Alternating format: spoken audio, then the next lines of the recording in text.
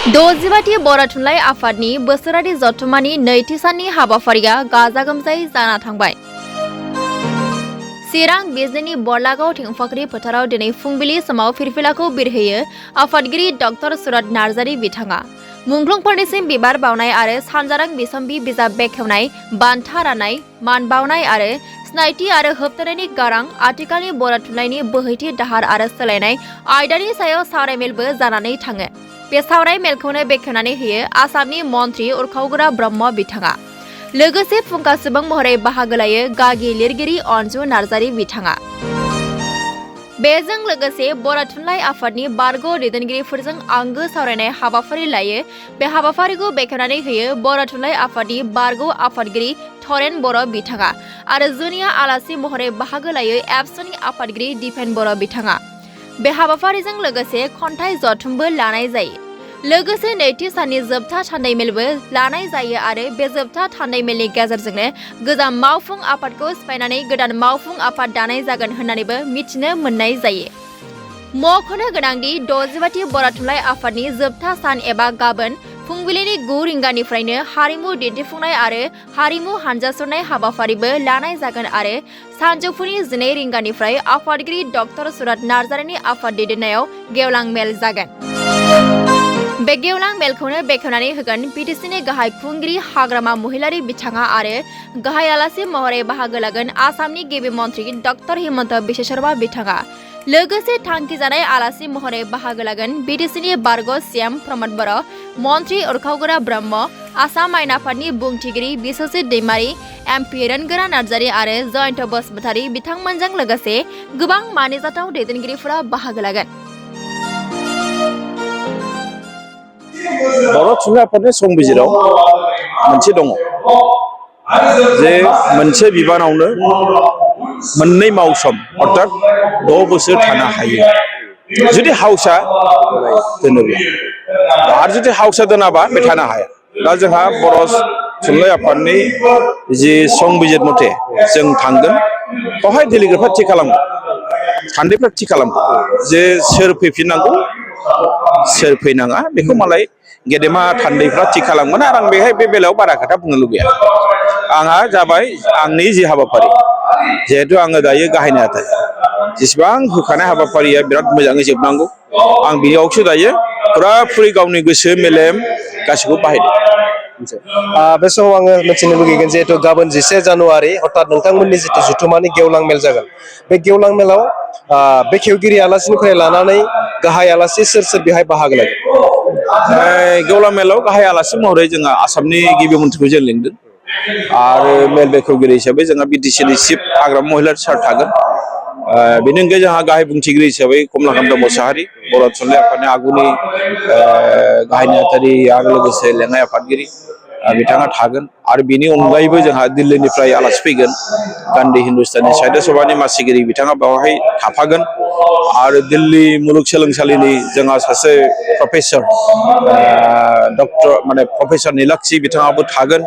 थिग बेबायदिनो जोंहा जोंनि एमपि गेदेमा बिथांमोन थागोन, जोंनि इएम बिथांमोन थागोन। जोंनि गेजेराव गोबां दिनैहाय थुनलाइजों लोब्बा थानाय सुबुंफोर दङ, बिथांमोनाबो थागोन। दा बेबायदिनो जोङो मिजिंथिदों जे बे हाबाफारिया रायजो राजानि नुजाथिनायाव, हाजार हाजार रायजोनि नुजाथिनायाव हाबाफारिया जोबलांगोन बेखौ मिजिंथिदों। आरो मोनाबिलियाव जोंहा बानजाय आफादा मोनसे बिराद मोजां हाबाफारि हारिमुनि बिथांमोना लाखिदों, खालामदों। बे आयदाया बिराद गिदिर मोनसे जेंना बेयो आरो बिराद चेलेन्जिं। बेखौ खेबसेयावनो बुंनानै फोजोबनो हाया। नाथाय मोनसे बाथ्राया सैथो जे जों दिनै मोनसे बिथिंखौ सिदा नाहरबाय थादों। बे गावनि गथ' गथायखौ जों इंलिसाव हगारो, हिन्दी मिडियामाव हगारो, असमियाव हगारो, नाथाय जों मोनसे दिगखौ नायाखै। बर' बिजोंनि फरायसालिया थैजोबोब्ला बे थैनायनि गोहोमा रांखान्थियाव बर' समाजाव मा रोखोमनि गोलैगोन बेखौ दिनै रावबो नायाखै।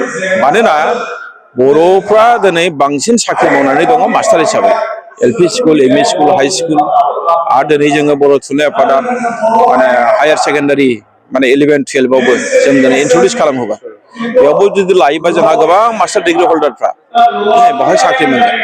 दा बर' बिजोङा जेब्ला थैगोन, एलपि मास्टाराव सोर साख्रि मोनगोन, एमइआव सोर मोनगोन, हाइ स्कुलाव सोर मोनगोन, साबैसे कलेजाव मोनो? बेथ' बिराद गिदिर कुइसन जाहैगोन ना बेयाव आरो बेजों लोगोसे मोनसे गिदिरसिन खोथाया मा नोंनि माहारि बादा बोरै फैगोन बिजों जुदि गैयाबा नोंनि माहारि बादा बोरै फैगोन बेथ' बिराद गिदिर खोथा बेखायनो बेफोर खोथाफ्रा जोबोद साननो गोनां बेयो मोनसे चेलेन्जिं टास्क आरो बे बर'फ्रा जों दिनै माने जेखौ सानदों जों आसलथे बहुत सिगांनो साननांगौमोन बर' बिजों गैयाब्ला हारिया माहारि बादाबो जोबलांगोन रांखान्थियाव गाज्रि गोहोम गोलैगोन बियो आरो बेजों लोगोसे हारिनि गेजेराव जोङो मा होनना बुङो जे जोंनि दिनै मास्टार रेसनि बाथ्रा बुंदों बड'फानि मोन्थोर लानानै बे मास्टार रेसआबो ओरैनो ओंथि गैयै जागोन नों बर' रावानो गैयाबा बिजोङानो गैयाबा नों माखौ लानानै मास्टार रेसनि खोथा सानो बेफोर माने मिनिंलेस जाहैजोबगोन आरो बेखायनो जों बुंगोन बर' थुनलाइ आफादा जों खिन्थु कमप्रमाइस खालामाखै दुलाराय बर' फरायसा आफादाबो कमप्रमाइस खालामाखै जों हानायमानि मावबाय थादों सरकारखौ जों नारसिनदों रायजो राजाया बुजिनानै नायथों दिनै जोङो सरकारखौ बुंबाय थादों फोरोंगिरि गैया बिल्डिं गैया माबा गैया हेन गैया टेन गैया जों बेफोरनि फारसे जोङो सरकारखौ नारसिनबाय थादों जों खुनु दिन जना थाया आरो जोंहा फोथायनाय दङ बर' बिजोंआ जुदि मोजां फोरोंगिरि मोनोब्ला मास्टारफ्रा सरकारा जुदि मोजां फोरोंगिरि होयोब्ला जों आरामसे बेखौ जोङो लाबोफिननो हायो बे जोंनि मैया बावै जिथु आसामनि केबिनेटआव मोनसे डिसिसन लादों जे बर' थुनलाइ आफादनो 1 बिघा गुवाहाटियाव हा होनायनि बेखौ नोंथांमोना मा बेबहार खालामनो नागिरदों बेयो आगोलनि प्रसेस बहुत बोसोरनि सिगांनि मोनसे प्रसेस बेयो जोंहा गोदो हितेश्वर शइकियानि दिनाव बर' थुनलाइ आफादनो माने मोनसे एरिया होदों 10 बिघा हा 10 बिघा हा होदों दा बेनि गेजेराव माने मोखांथिंजाय जेरावनाखि आइएसबिटि दङ बेनि मोखांथिंजाय माने जोंहा मोनसे माल्टिपार्पस प्रजेक्टनि थाखाय जों खामानि मावदों आरो बेनि थाखाय फाइलिंबो दंखायो दा बेखिनिखौ माने जोङो गभर्नमेन्टनि क्लियारेन्स मोनैयाव मावनो हायाखै दा जुदि गभर्नमेन्टआ क्लियारेन्स होबायबा जोंहा बेवहाय बिल्डार माखासे हमनानै जों बेवहाय बिल्डिं दिखांनो हायो दा हाया थिग गैयाबा बिल्डार फैया दा बेखायनो जोंहा फोथायनाय दङ हाया जुदि होबायब्ला आं दासिमबो निउसआव नुवाखै मैया आंनाव सासे जोंहा मानिजाथाव केबिनेट मन्थ्रि इउजि ब्रह्म सारा आंनाव खोन्थाहरदों बिथांनो आं साबायखर बावदों जुदि होबायबा आसाम सरकारा मोजां खोथा जों बेवहाय बिराद मोजां मोनसे प्लेनिं खालामनानै गिदिर खामानि मावो